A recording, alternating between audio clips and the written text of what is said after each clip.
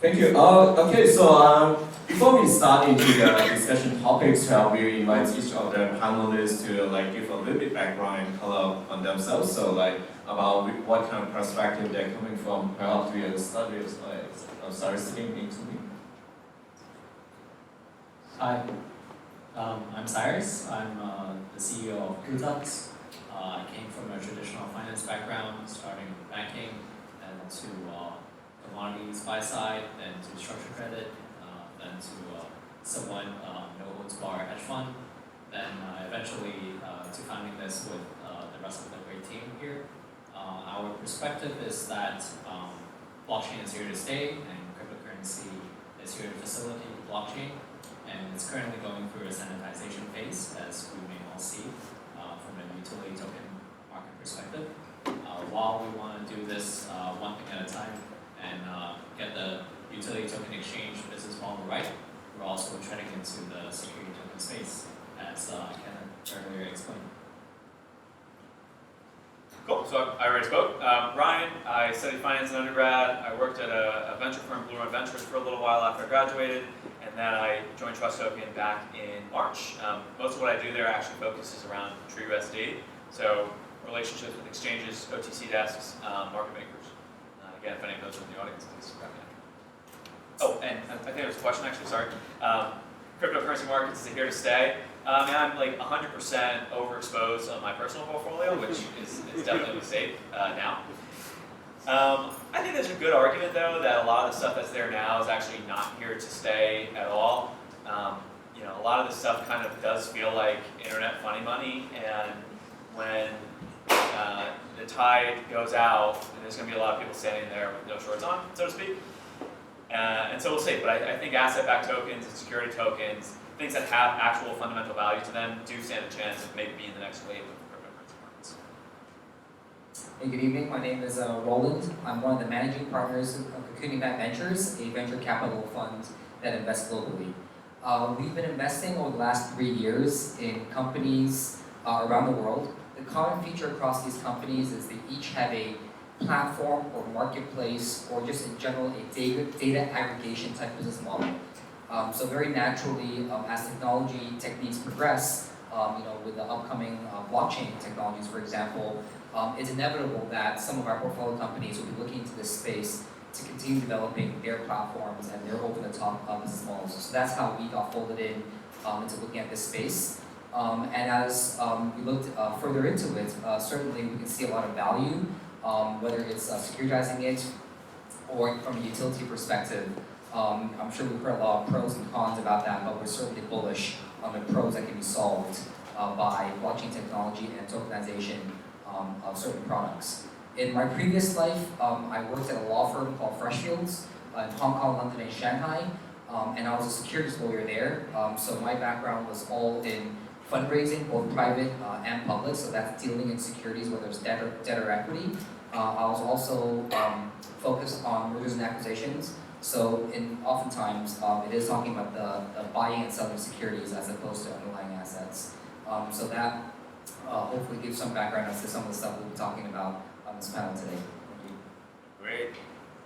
Great. Can you guys hear me actually? Yeah, I'll just be them. No. Great, so very interestingly, everyone at this panel got startup investing experience, and talking about startup, especially from an investor point of view, like startup employee, every startup is supposed to solve a real-life problem, a real-life pain point. So when we talk about asset tokenization, so apart from very fancy newspaper or social media taglines, what are the actual pain points or real problems that we're trying to solve? And on the follow-up questions, what kind of the unseen potential can be found in this area? What kind of opportunities? Perhaps something Roland. Sure. I'll come at it from a very narrow perspective of perhaps what's wrong with the securities market, or if not wrong, what are the major inefficiencies? And as we've heard many times again, a lot of what the middlemen or intermediaries that exist to this day, a lot of their job is there to create trust between counterparts. And if we take that trust concept and elevate that all the way to the top when we talk about laws and regulations and all these things that have to be in place in order for transactions to work well, in order for marketplaces to work well, the way we're resolving it now is through human labor and through these checks and balances. So the idea that we can program a lot of these features through smart contracts so that you can just make that process a lot more efficient certainly is something that's quite exciting.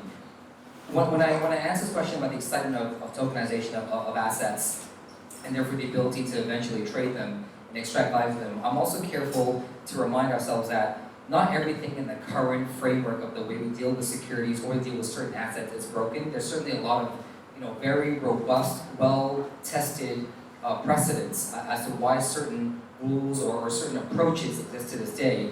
So I think, as we'll continue talking about the massive adoption or the mass adoption of tokenized assets and of this technology, what that means to me is a lot of these smart contracts and the way these technologies operate need to fold in some of the existing concepts. And so it is a bit of a catch-up also from the regulation and legal side.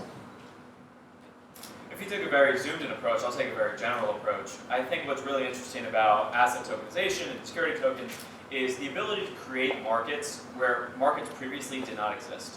And so I realize I'm saying this on like the 10-year anniversary of the Great Financial Crisis, but in the same way that futures contracts or derivatives or securitization in general created new markets and new ways to tap into pools of liquidity, I think that asset tokenization and asset-backed tokens will do the same for markets that currently don't exist.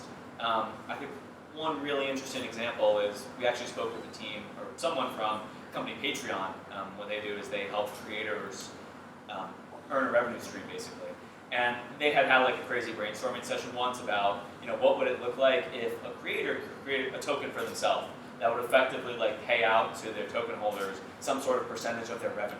And that sounds a bit kooky, but it's not that far off of something that could actually be a thing in the future. And just sort of that ability to create completely new markets is very, very exciting. So that's what I think. Yeah. Adding to Roland and Ryan's comments earlier, specifically to Ryan's deck, he mentioned fractional ownership, cheaper fees, global access to the asset class. All these translates to more participation, and participation leads to liquidity, and with liquidity it adds liquidity premium to an asset class. So it's not just the traders that would appreciate this, but also the asset owners or the issuers or the originators that will also appreciate the asset class because it will bring adoption and liquidity to it. So, yeah. And if I may add on both Cyrus and Ryan's points, if we believe that I'm going very, very high up here. We're talking about, well, what makes great markets, great opportunities, and what makes all of our economic prosperity work. So, if we believe this concept of open free markets, where you have, with the right information and the right systems in place, you have the ability to be backing financially, because at the end of the day, ideas still need finances to get themselves running. And you believe a system is in place to democratize that whole process so that everyone has a say of which artist should be the next big artist, or which art should be the next big art, which property should be the one valuable, then that's a process which certain markets, open free capitalist markets can take, as opposed to other ideals that say, look, some may argue that too free or too open of a market that doesn't have enough bells and regulations in place will lead to the 08 financial crisis. What about a planned economy, something that's a bit more centralized, something that looks a bit more like a socialist economy? Do we believe in that? And I think the adoption of tokenized assets and the conversations around securitization of tokens, we have to ask ourselves fundamentally as an economy, what is the best system do you think is there to develop that economy? Adding to what Ryan said earlier and what Will said earlier, it's unsexy in the sense that you're just wrapping, digitalizing the traditional security, but on the blockchain, which is distributed, obviously. But in addition to that, turning a traditional security into a programmable asset is actually very powerful. It could be a very strong toolkit to attract different types of capital as well from a very traditional financial service perspective. In the sense that, imagine if you buy security and you want to attract long only money, you can program it into the security such that whereby if you hold a certain lot of shares through a period of time, in addition to enjoying the dividend recaps and the price appreciation or depreciation of the shares, by holding longer out, you will actually get a discount by when you buy the company's service or products. All these things could be programmed into the security itself. So it turns the security into something much more powerful. Yeah, so that's very interesting. Like, I guess one thing to see is whether interesting, like, or sexy or unsexy, as Cyrus just mentioned, is about like what kind of opportunities we're seeing in it. Like, if it's really, we are coming to this trend, then we probably will see the so-called disruptive creation we are seeing in these past 10 years. Such as you can imagine like social media like Facebook, Twitter, or Snapchat, they're doing to the printed media, and the e-commerce retailers doing to the brick-and-mortar retailers. So like, and we are also seeing in last year, ICO, I believe there is some ICO followers or advisors over here. So ICO disrupt the game that startup raise money and how we see investment in it. But like, okay, but it also created opportunities for some kind of the ICO advisory or ICO marketing firms. So creating new opportunities and new employment opportunities. Moving into the asset tokenization area, what kind of the opportunities you're seeing and what kind of the sector you see disrupted the most? Where they're giving out the profit or employment opportunities? I think it's worth noting that you're right, like, Facebook came in and disrupted media and all those kind of things. But in financial services, there actually has not been a ton of disruption. Startups didn't come in and create futures or securitization. They've done some stuff around like peer-to-peer payments, companies like Square and Venmo in the US. You see a lot of startups now trying to do like this new bank kind of thing. I'm blanking on some of the names, but they're usually in less put together countries. But in general, the banks are big enough and smart enough that they just do this stuff on their own. So it's not completely impossible that tokenization just gets eaten up by Goldman Sachs and they do it all, right? You can't totally rule that out. But in terms of businesses popping up on top of tokenization, I mentioned a couple, like, we'll need services to come in and whitelist in some cases. We'll need qualified custodians in some cases. But I think that there will be a whole suite of things that pop up that we really couldn't have ever have expected, and that I just have no idea what they're going to be. So, looking forward to that. By offering tokenized securities to the rest of the world, it will also trigger a lot of regulatory issues. So KYC, AML, and compliance companies would prosper from this. Adding liquidity to asset classes that didn't have liquidity will also bring in much more technical traders, such as quant firms, to come into the space to market make, and also, So those two are things the ones that I see. What's exciting for us is also understanding the tokenomics. I think the most exciting thing about ICOs, generally speaking, is that it's democratized fundraising for a lot of companies. For the time being, as certain crypto firms mask their tokens as utility tokens, and so that you can run these ICOs publicly without infringing on security laws. What's interesting is the aftermath to that. How do these tokens trade? To get that data. And so actually, maybe I should disclose earlier, we are a very proud investor of Plutux. It's one of our latest investments, precisely for that reason. It follows the theme of data aggregation. We love to see how cryptos pair with one another, how they trade in this open market, and we believe that the dynamics of those trades will look quite different from what we see today, simply because of the type of people that have access to the type of security or tokens that can be traded.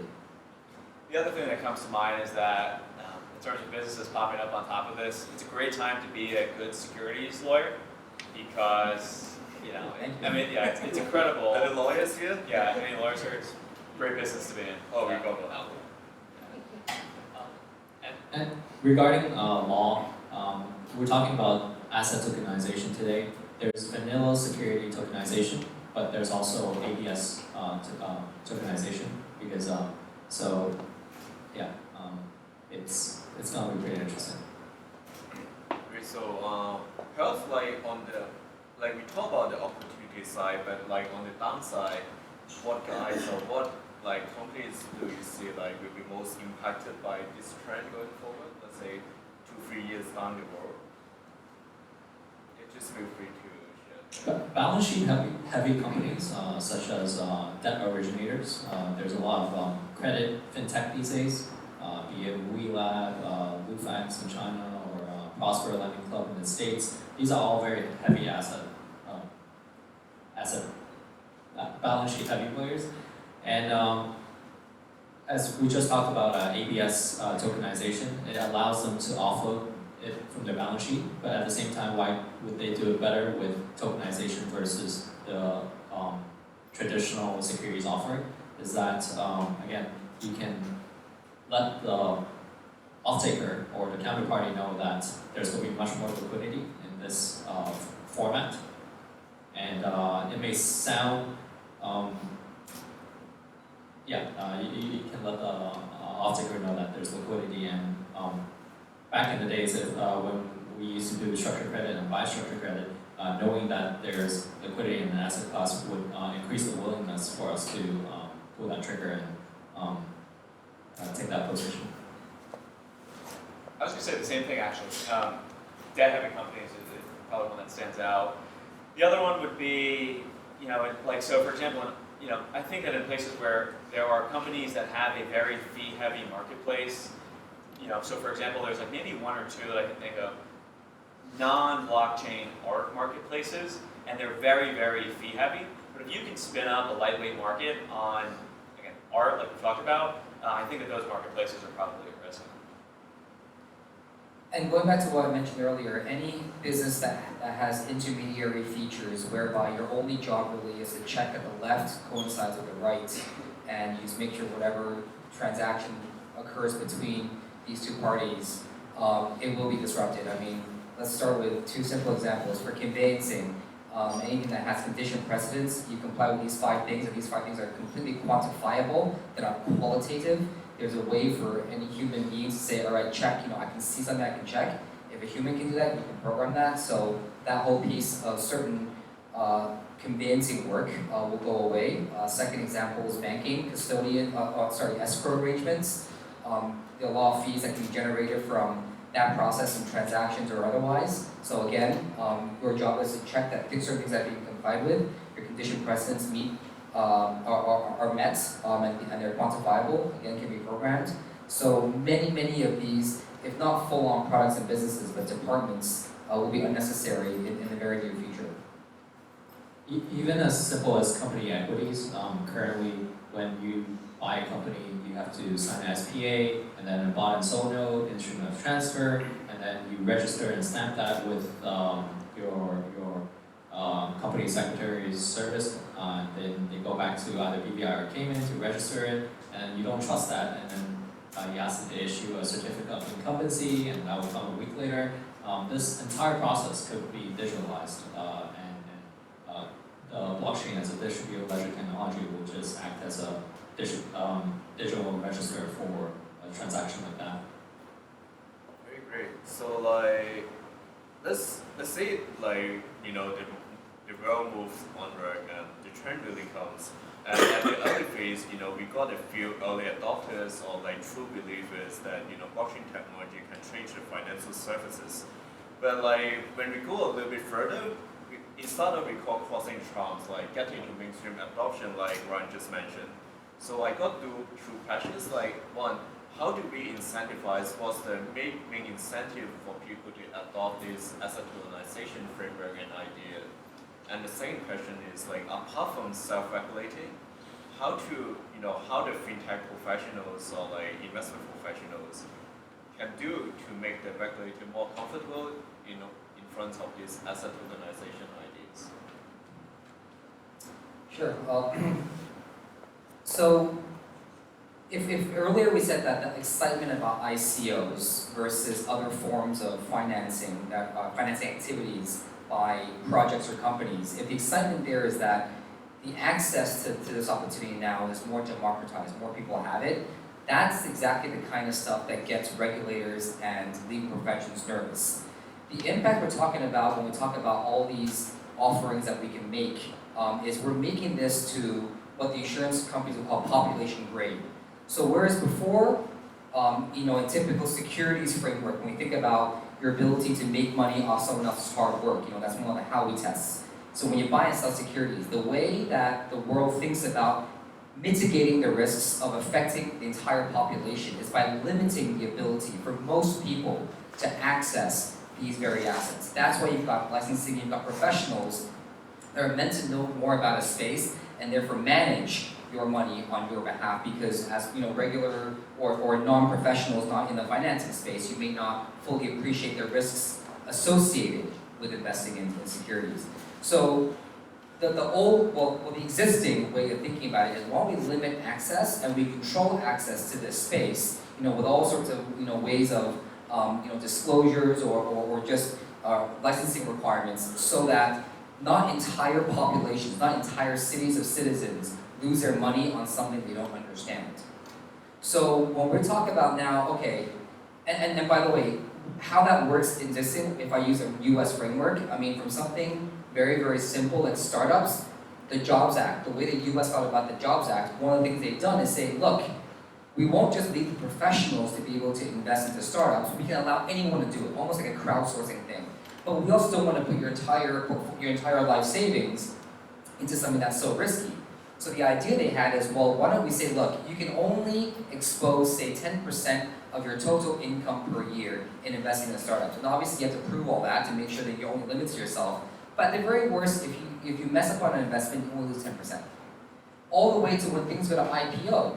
The reason why it's so difficult, the reason why it takes so long, really is because they want to make sure that people that are investing into this space really understand what they're getting themselves into.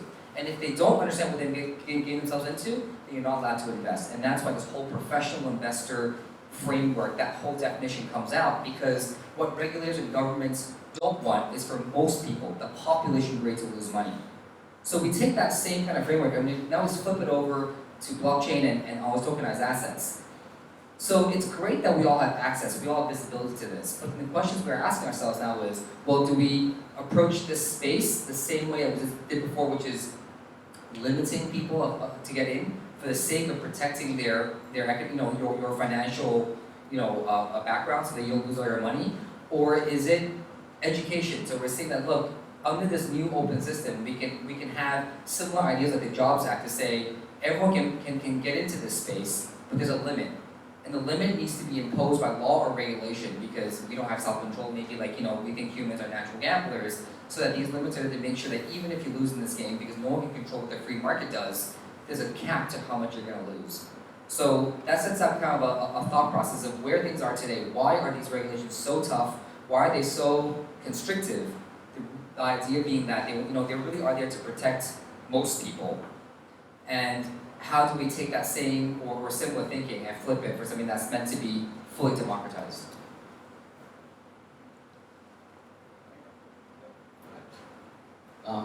So in addition to what Roland mentioned, mainly around suitability for the mass consumers, for which that's one of the primary objectives of SFC in Hong Kong per se, or its peers around the world.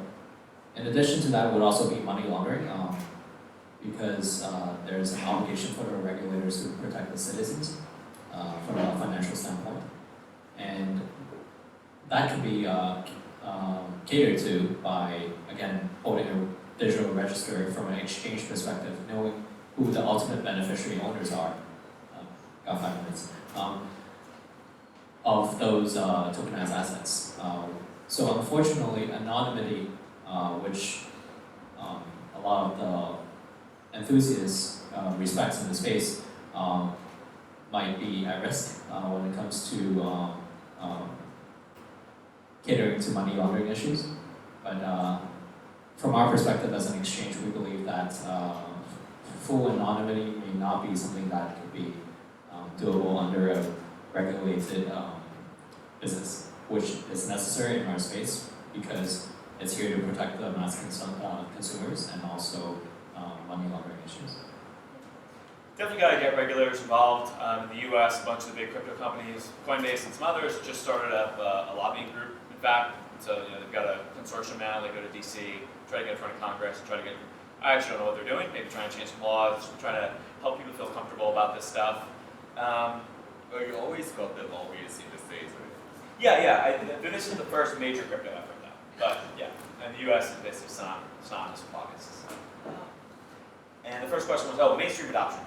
I think that there will be a lot of demand. I think that, again, crypto markets have proven that retail investors are very interested in extremely speculative asset classes that have the promise of massive returns or that were previously unavailable to them. And I'm not in favor of any sort of caps. I like, I'm definitely in favor of individualism, and if you want to lose all your money, that's your call. But that's not a trust token opinion. That's mine. Yeah, perhaps like to round up the panel discussion, I want to know that on a more philosophical basis, in this asset tokenization and how blockchain and financial services can come together, how do you see a centralized versus decentralized marketplace? Because in the existing financial services world, you got London Stock Exchange, Hong Kong Stock Exchange, and then you got some relatively centralized portal like Writers. But moving into the blockchain space, one of the key elements is decentralization. How do you see whether our financial services will really need a fully decentralized marketplace, or somewhere in the middle, or do you think decentralized will do? Philosophically, a decentralized marketplace would be nice. At the same time, again, we are working very much within traditional securities laws here, and we likely will have to work with centralized marketplaces that are able to do KYC, AML, and on and off ramps, that are able to provide some of the services that large institutional players need, things like custodianship and such.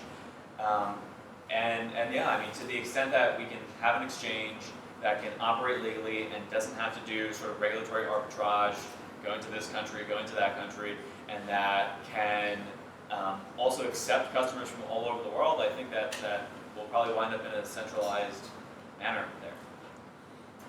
Yeah, we should also talk from a utility token and a security token exchange perspective. If it's a utility token exchange perspective, the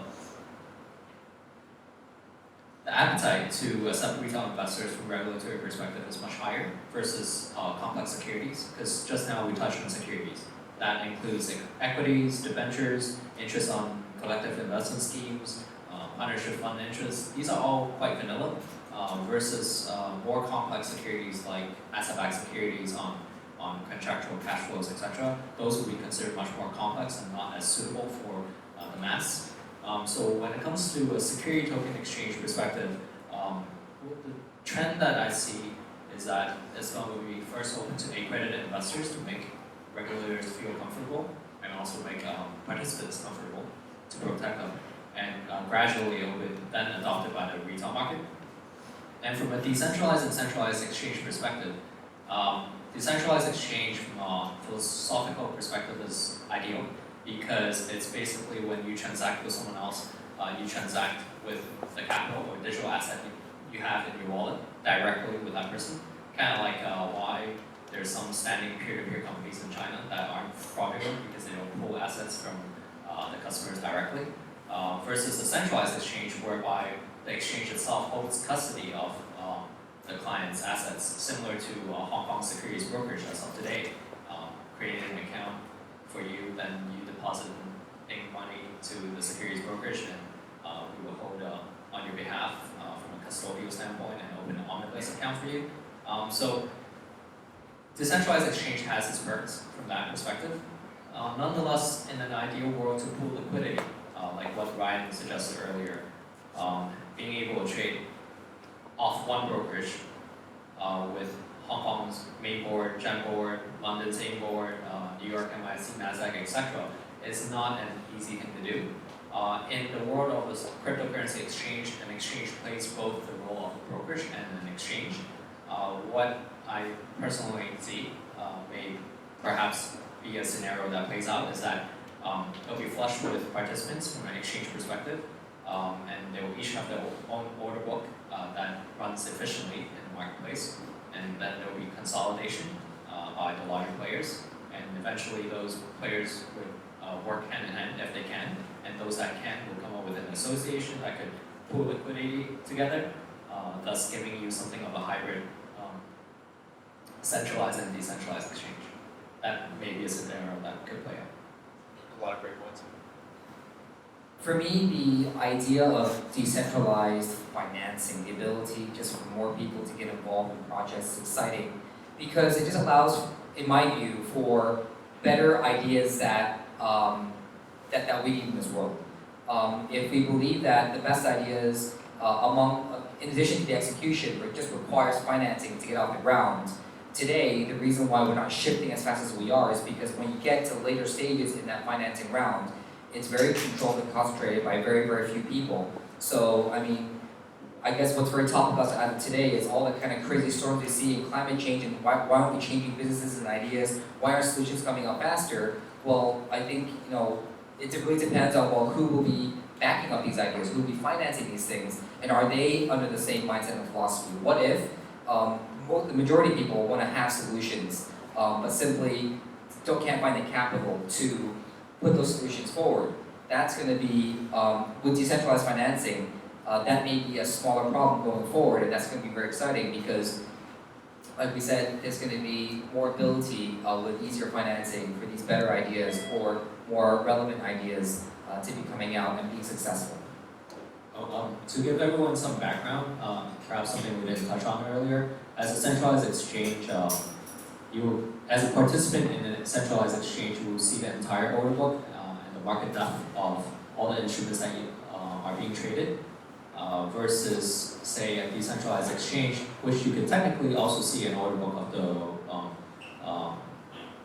from the rest of the world, whereby you're pulling liquidity in. There's a speed issue, whereby in a centralized exchange is transacted immediately within your own ledger, not your own ledger, but within your own environment. Whereas in decentralized exchange, you'll have to go on-chain, which will take time because on a settlement basis, though blockchain is quick, it would take some time to settle, and that's not ideal for serious market participants like quant traders who needs immediate settlement. Great, thanks for the sharing from panel. Perhaps let's open the question to the floor. And is there any questions from the participant today? Anyone for that? Also, while I have Mike, I just wanted to apologize. I feel like I'm the most casually dressed person here, but I live in Silicon Valley and this is like business formal. Apologies. He's got a collar. I try. Yeah. Thanks for the presentation. I'm Robert at FCL Advisory. For the past year, I've had one client that's trying to STO. So we've been studying the market, talking to a lot of different players, also in the US, also in Asia. And on slide 22 of Ryan's presentation, I think it's missing a couple of blocks because the bottlenecks that we found when trying to issue the STO are two big ones. One are the broker-dealer investment banks. So there needs to be a few powerhouses, and the only powerhouses that we can come across so far, or up-and-comers, let's call it, are Galaxy, listed in Toronto, and also FBG in Shanghai.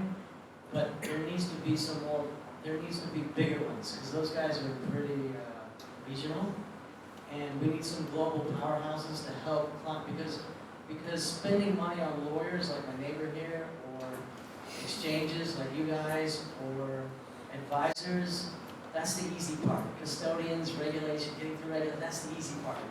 We need fundraisers. We need guys that have databases of tens of thousands of investors globally. Because these guys, people don't want to start spending money on lawyers until you know you've got fundraising covered, cornerstone investors, etc., etc. So that's number one. Number two is the fees that everyone's charging. So let's put it this way. So every time we come across a different part of that slide 22 that you put up there, 2 to 7%. 2 to 7% of the fundraise. And Cyrus is from the hedge fund industry, so he knows that administrators charge based on AUM, which they shouldn't, because they have nothing to do with investing. It's the same in this STO space. A lot of these parties have nothing to do with fundraising and nothing to do with, let's call it, profitability. But they're all charging based on how much you raise. And so it quickly goes 10, 15, 20% of your fundraise just on the 4 major parties that you need. So I don't know if you have any comments on these 2 bottlenecks. Yeah, so I think what you're saying is what a traditional investment bank or sponsor would be doing, and the 2 to 7% would be the 3% that ECM desks take off from an IPO per se.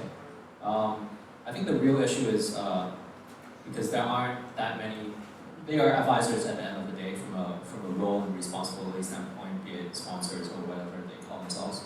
I think the real problem is what we should see, or what will help the situation, is having more STOs happen. And from your perspective, you said there's advisory covered, legal covered, and it's cap raising or the issuance part that has been tough. It may be education and demand issue, as Ryan mentioned, and if it's not an education and demand issue, then simply because their network isn't wide enough, it might be just those parties centric problem. Like it might not be the macro issue here. Technically speaking, even without them, if you find a counterparty that's willing to take up the block and then eventually sell in the secondaries, or find a whole bunch of primary issuance counterparties that would already solve the issue, it might be their network's problem, or it might be the product's underlying problem, or it might be simply the market isn't there yet from an education and demand standpoint. Not pointing fingers at those advisors or anything, but it may potentially be one of those problems. And what would help is for the market to see a few successful, well-adopted STOs. It's a bit of a chicken and egg problem. So as an exchange, although we're not an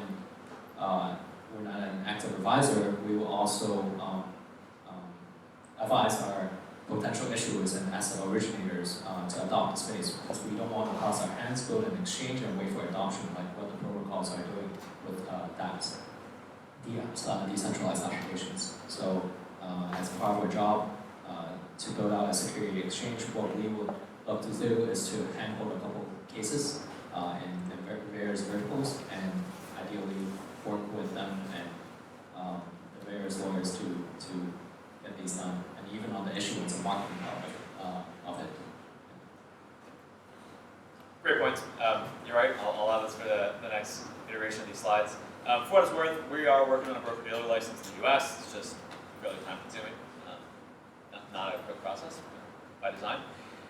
And on the demand side, I mean, I sort of highlighted that up there, but I guess I didn't go into depth on it. But you're right. Like, to the extent that these are securities won't be subject to traditional securities law, it won't be the same as like setting up a website and doing an ICO with anyone that can contribute. And so tapping into that accredited pool or that high net worth pool of investors will definitely be a hindrance on the demand side. Great, thank you guys. And the second question? Yeah, sorry. And from an economic perspective, you're saying that a lot of fees are eroding into things, such as listing fees. I think these things will eventually commoditize when there's more offerings.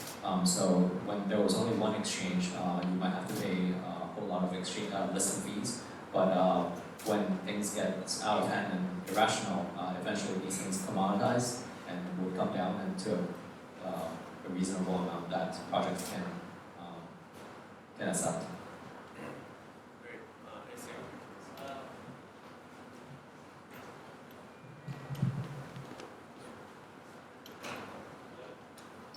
Hello. Hi. That question first is, the first part is for Ryan, for the true USD. Oh, yeah. And the second part is for everyone. So for the true USD, is it regulated by the Fed, the SEC, or CFTC, or is it regulated at all? And the second part of the question is, with a security token that, say, it's regulated, how do you deal with the fact that, because it's tokenized, right? I can trade with whoever I want, it's peer-to-peer, right? say if I come to you, you do a KYC on me, right? And this thing does the round globally, internationally, right? Traded through different countries, different people. It probably went through a few decentralized exchanges and nobody had any idea to put together the chain. And then it comes back to you. And say, okay, now somebody over there wants to sell it, and you do the KYC on that guy. So what happens to everything in the middle? The TrueUSD is a registered money services business, MSB in the US, and with that we're regulated under FinCEN. So can it be traded everywhere? Can I buy some from you now? Yeah, absolutely. So, for anyone, So no KYC. for anyone that's interested, if you want to get TrueUSD, just go to app.truecoin.com, pass KYC, AML check, gets it up to your bank info, and then you can. Exactly. So that goes to the second part of the question, right? Oh, yeah. So what happens then? Because I buy it from you, I do my KYC, right? I'm legit. Yep. And then I give it to somebody else, and it goes around the world, and then what happens? I'll tie that with what Leo suggested as the last topic of the day, which was decentralized and centralized exchange.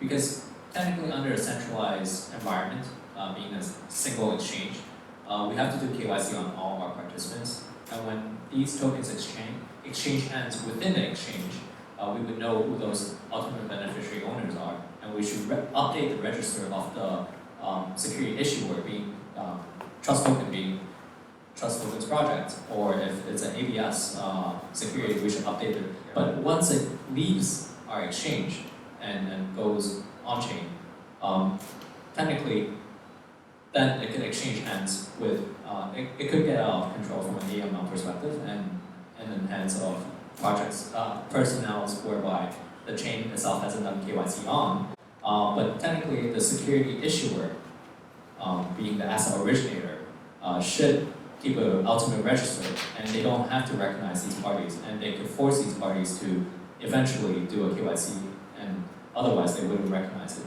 So That could be a middle point whereby you could address with the regulators to make them feel comfortable. right. So what happens? So in your case, TrueUSD, you're the issuer, right? So Yeah. how do you deal with it? So because he just passed the ball to you, right? Yeah.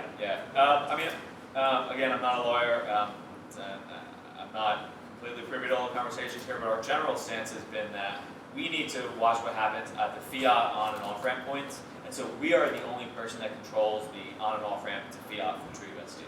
So you can only move from USD to TUSD or TUSD to USD through us. And to do that, you have to have passed KYC, AML. So you don't But- care what but- happens anymore. But yeah, in general, what happens on exchanges or in direct on-chain transactions is not us. So as an example, if a company issued securities and tokenized them, and it's being traded on an exchange, exchanging various parties' hands, that exchange would know who those ultimate beneficiary owners are and keep us informed through, say, APIs and whatnot.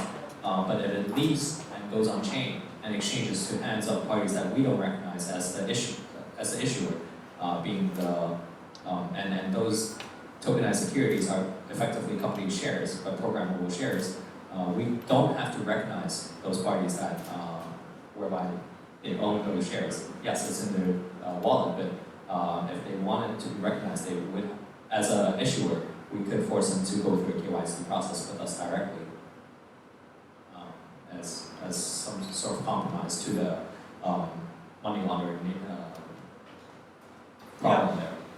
Also on that note, if someone comes in and buys 10,000 TrueUSD from us, and then the next week tries to redeem like 10 million TrueUSD, that looks a little fishy, and we file SARS, suspicious activity reports, all that kind of stuff. But yeah.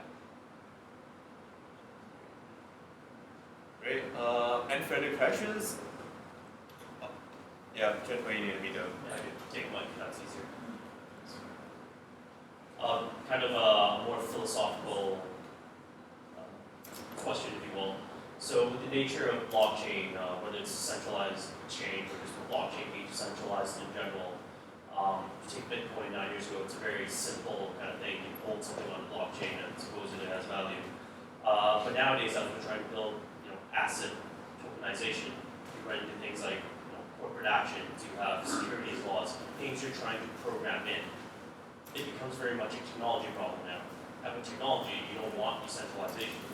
Whenever you go from something that goes from QA dev to actual production, sometimes in production you're going to run into bugs, issues, things you're going to have to roll back eventually.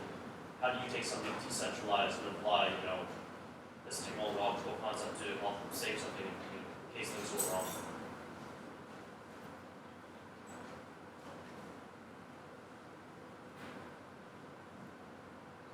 So I couldn't quite understand the problem with decentralization here. Yeah, what was the crux of that question? Okay, so let's say you want to build some point, let's say some sort of securities law you want to build into it, you want to program it. You can write a bunch of code, good code, you pass it through QA, people test it out. But when it comes to the production, things could go wrong. How do you ever roll back the blockchain then? I guess that's the crux of it. So that's a question on how you can roll back on a blockchain basis when things go wrong, generally speaking, right? Yes, as we move towards this being more of a technological problem, since you're trying to solve multiple things with technology, more complex things with technology. I kind of so answer on the technologically philosophical side of how do you roll back a blockchain? I'm not sure. On the security side, at least, though, I mean, some of that does have to be baked in there for sure. Like if there is a court order in which someone has to divest their assets, or there's a divorce and someone has to give away 50% of their stuff, and they're unwilling to, there needs to be some sort of way to essentially take those assets and give them to the party that the court ordered. So I'm actually not completely well versed on how that's done, but I mean there does need to be an added layer of centralization because we are dealing with securities, which are so heavily regulated. You are welcome to come and discuss with us on the networking time, then we can address more on programming the securities and regulations into the smart contracts. Stolen assets, for instance, in the past have been frozen on the blockchain with the help of nodes, and so special treatments as such could be catered to on-chain as well. Great. I'll just finally add, when it comes to security laws and dealing with securities, so we're talking about narrow token here. The way just that whole subject matter, the way it is there certainly are things that are entirely quantifiable, they're very clear. A lot of the security laws, or more like the enforcement of that, is looking for correlation between certain sets of facts that you can easily record, put down, and that's, I mean, it's not like a very subjective area sometimes. So at least in the initial stages in terms of developing the technology, it's not that big of a leap because we can concentrate on things that are entirely quantifiable, they're very objective, it's a very clear line. I think the part that will be challenging, which will always exist because we're dealing with human nature, is how do you put in arbitration or dispute resolution framework on top of that. So it will not solve for everything, it will certainly solve for a good majority of stuff today when it comes down to securities, and the rest of it is a matter of improving the way arbitration and disputes work and type of evidence and facts you extract from that in case there are things that will inevitably go wrong. Great, I think this is the discussion section. Shall we give a round of applause to our speakers?